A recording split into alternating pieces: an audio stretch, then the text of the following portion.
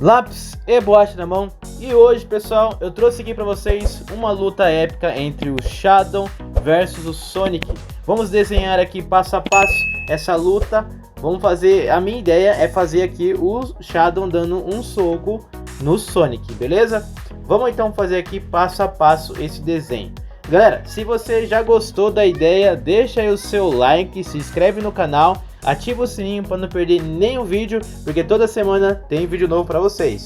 E eu acredito que todo mundo aqui já assistiu o Sonic 3, né? Se você já assistiu o Sonic 3, o que você achou da luta dos dois? Você achou que foi legal? Você achou que foi bacana? Eu gostei bastante do efeito, ficou muito legal. Comenta aqui embaixo o que você achou dessa luta incrível do Sonic versus o Shadow em filme. Foi muito legal, não foi?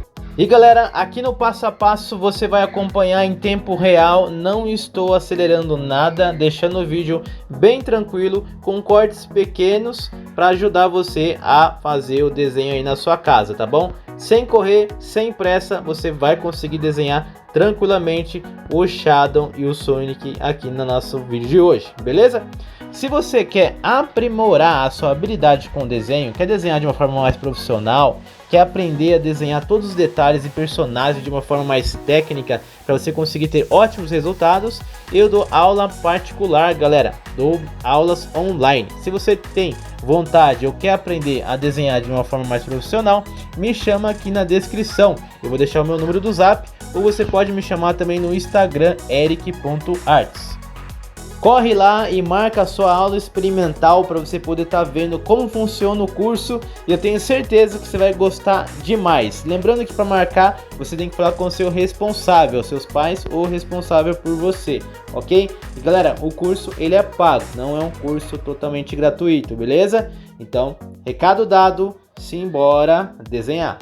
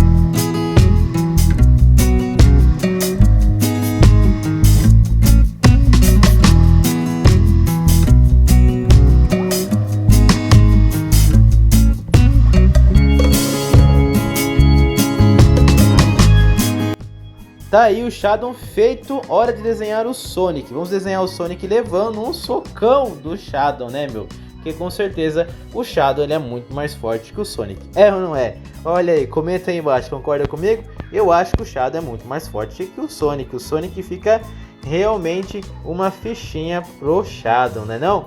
Concorda comigo?